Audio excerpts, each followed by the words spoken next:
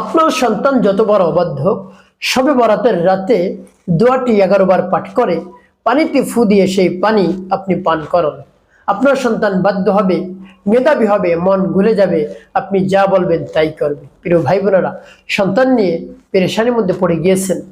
সন্তানের লেখাপড়া করতে চায় না, লেখাপড়া অমনোযোগী, তারপরে মেধা শক্তি কম, অনেক লেখাপড়া করে, তারপরে সে পড়া মুখস্থ রাখতে পারে না, তারপরে সে অবাধ্য, কোনোভাবেই কথা শুনে না, স্কুলে ঠিক মতো যায় না, কলেজে ঠিক মতো যায় না, তারপরে নামাজ পড়ে না, রোজা রাখে না, কোরআন তেলাওয়াত করে না, বক্তব্যে যায় না। এভাবে যদি হয় একেবারে অবাধ্য।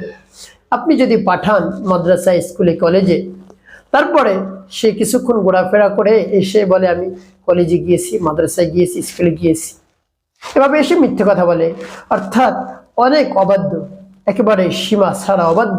আপনি কিছু বলতেও পারছেন না। এবারে আপনার একটি বা দুটি সন্তান, আপনি কিছু বলতেও পারছেন না, যে কিছু বললে আবার যদি চলে যায় তাহলে আরো বেশি কষ্টে পড়ে যাব, এজন্য কিছু বলতেও পারছেন না, কিন্তু আপনি কষ্টে একেবারে আপনার বুক ফেটে যায়। কি করবেন সন্তানের জন্য?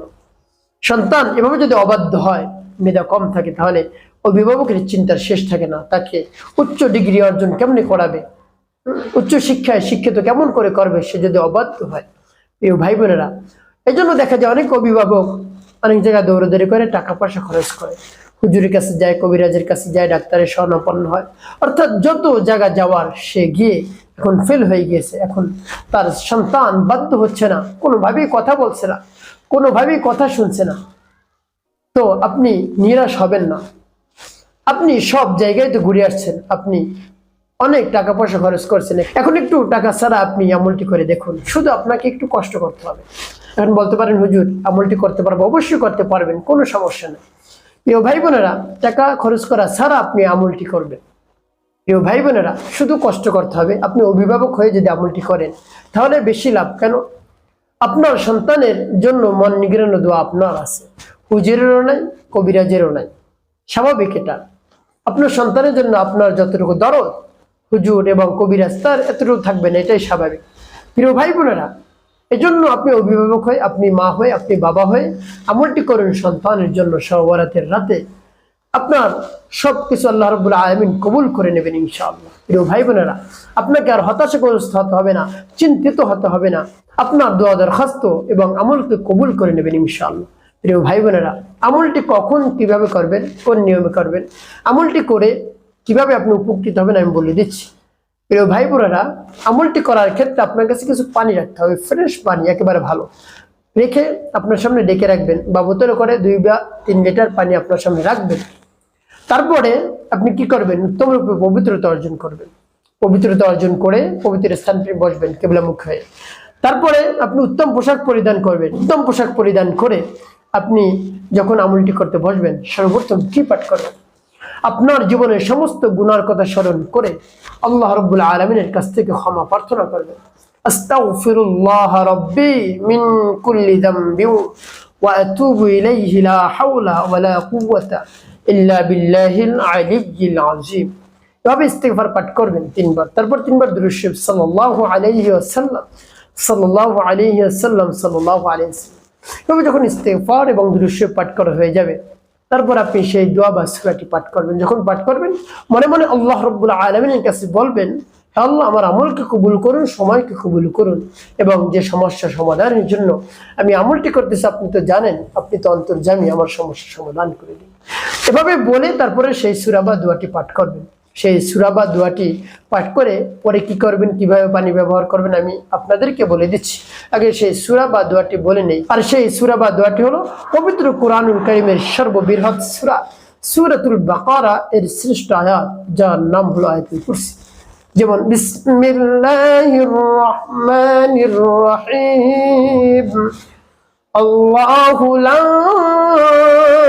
ইলাহা ইল্লা হুয়াল হাইয়ুল কাইয়্যুম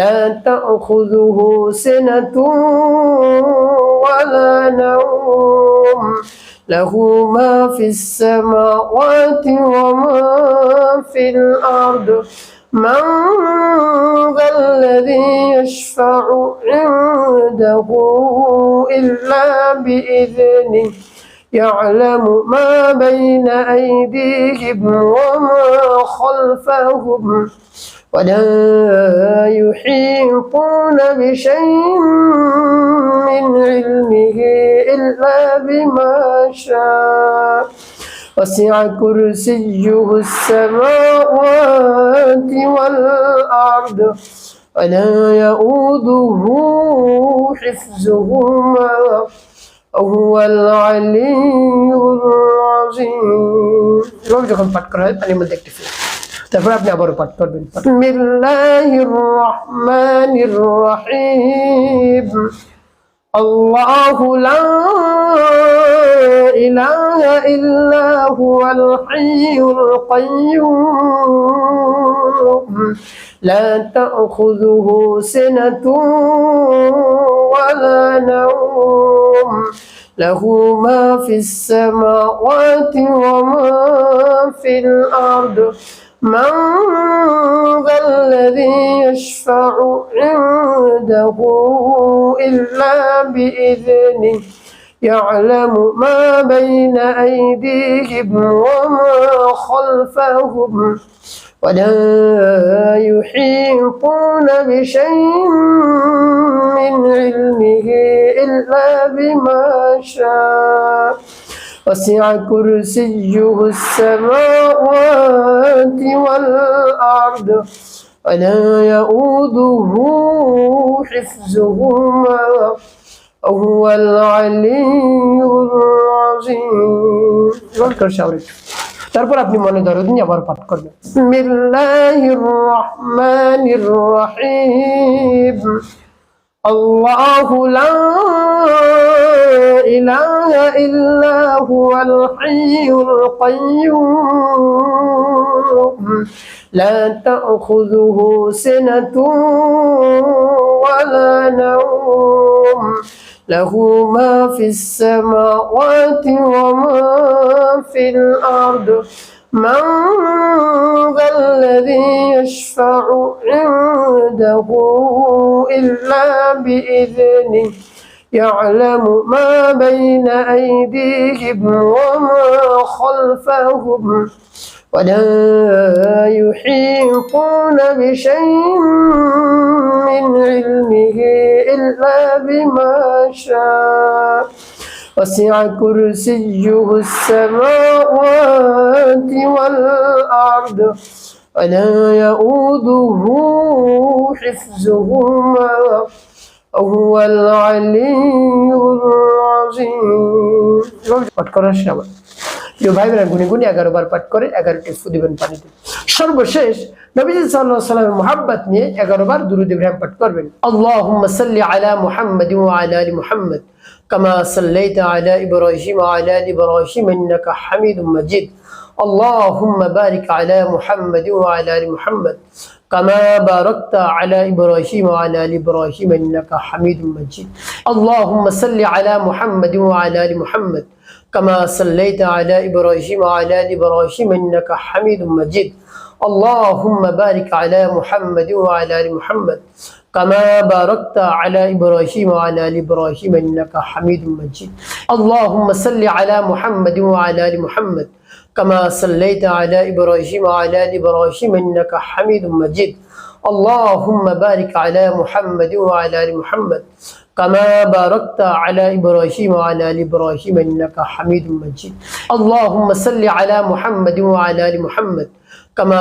صليت على إبراهيم وعلى آل إبراهيم إنك حميد مجيد اللهم بارك على محمد وعلى آل محمد كما باركت على إبراهيم وعلى آل إبراهيم إنك حميد مجيد اللهم صل على محمد وعلى آل محمد كما صليت على إبراهيم وعلى آل إبراهيم إنك حميد مجيد اللهم بارك على محمد وعلى آل محمد كما باركت على إبراهيم وعلى آل إبراهيم إنك حميد مجيد এভাবে যখন দুরূদ ইব্রাহিম পাঠ করা হয়ে যাবে দুটি ফু দিবেন প্রিয় ভাই বোনেরা আপনার আমলটি করা হয়ে গেল এখন কি করবেন ওই স্থানে বসেই আল্লাহ রাব্বুল আলামিনের কাছে দোয়া করবেন এমনিতেই শবে বরাতের রাত বরকতপূর্ণ রাত আপনি আল্লাহ রাব্বুল আলামিনের কাছে দুই হাত উত্তোলন করে দিবেন, তার শাহী দরবারে, হে আল্লাহ, আপনার শরণাপন্ন হয়েছে, আমি সমস্যার মধ্যে পড়ে গিয়েছি, আমার সমস্যা থেকে আমাকে সমাধান করে দিন।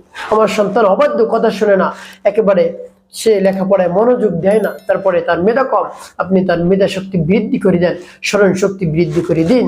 তা আল্লাহ, আমার সন্তানকে আপনি বাধ্য করে দিন, আপনার শরণাপন্ন হয়েছি, এই পানি পড়ার মাধ্যমে আপনি আমার সন্তানকে বাধ্য করে দিন, হে আল্লাহ।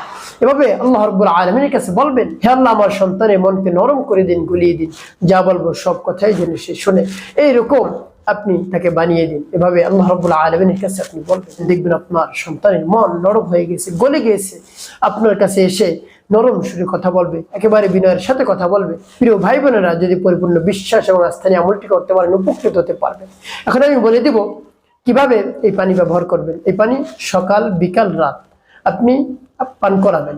রাতে ঘুমাতে যাওয়ার পূর্বে অবশ্যই আপনি পান করাবেন, আর যখন পান করাবেন তখন নিয়ত করবেন কোন উদ্দেশ্যের জন্য আপনি এই পানি পান করাচ্ছেন। এভাবে যদি আপনি আমলটি করতে পারেন, অবশ্যই উপকৃত হতে পারবেন। একটি কথা মনে রাখতে হবে, 5 ওয়াক্ত নামাজ আপনাকে আদায় করতে হবে, মানুষের কল্যাণে খিদমতে কাজ করবে, অবশ্যই আপনার জীবন হবে সুখময় এবং শান্তিপূর্ণ ইনশাআল্লাহ।